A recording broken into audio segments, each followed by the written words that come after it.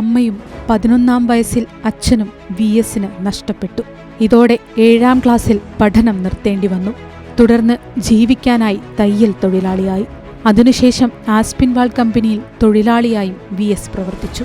ചെറുകാലി കായൽ വരമ്പത്ത് കർഷക തൊഴിലാളികളെ വിളിച്ചു ചേർത്ത് കർഷക പ്രസ്ഥാനം രൂപീകരിച്ചതോടെയാണ് VSന്റെ കർമ്മമണ്ഡലം വിശാലമാകുന്നത്.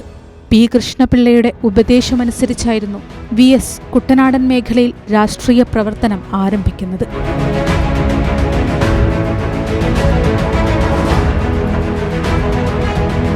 തുടർന്ന് സ്വാതന്ത്ര്യ പ്രസ്ഥാനത്തിലേക്കും അവിടെ നിന്ന് കമ്മ്യൂണിസ്റ്റ് പ്രസ്ഥാനത്തിലേക്കും എത്തിച്ചേരുകയായിരുന്നു.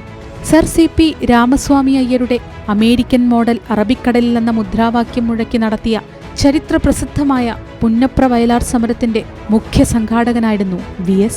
പുന്നപ്രയിലും വയലാറിലും കളർക്കോട്ടും 100 കണക്കിന് മൃതദേഹങ്ങൾ ഒന്നിച്ചു മണ്ണെണ്ണയൊഴിച്ച് കത്തിച്ച സംഭവം ഇന്നും ഒരു വേദനയാണെന്ന് ഒരിക്കൽ VS പറഞ്ഞു.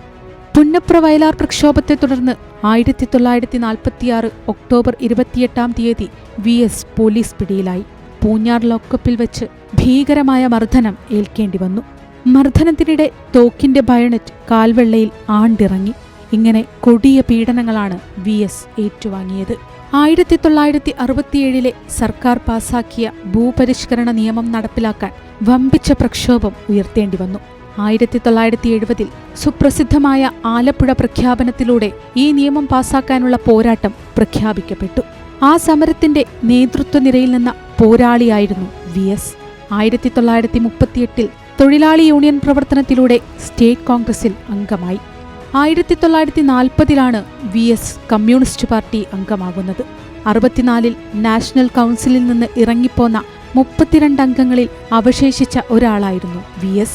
1967, 1970, 1991, 2001, 2006, 2011 എന്നീ വർഷങ്ങളിൽ നിയമസഭയിലേക്ക് മത്സരിച്ച് വിജയിച്ചു. 2006 മുഖ്യമന്ത്രിയായി. 92 മുതൽ 96 വരെയും 2001 മുതൽ 2006 വരെയും തുടർന്നു വന്ന നിയമസഭയിലും പ്രതിപക്ഷ നേതാവായിരുന്നു. ഭൂപ്രശ്നങ്ങളും പ്ലാച്ചിമട സമരവും ഐസ്ക്രീം പാർലർ പെൺവാണിഭ കേസുമടക്കം അസംഖ്യം സമരങ്ങൾ. UDF സർക്കാരിന്റെ കടുത്ത അഴിമതികൾ ഒന്നൊന്നായി പുറത്തു കൊണ്ടുവരാൻ പ്രായം തളർത്താത്ത ഈ കരുത്ത് എന്നും മുന്നിൽ തന്നെ ഉണ്ടായിരുന്നു. News desk, Kairali news.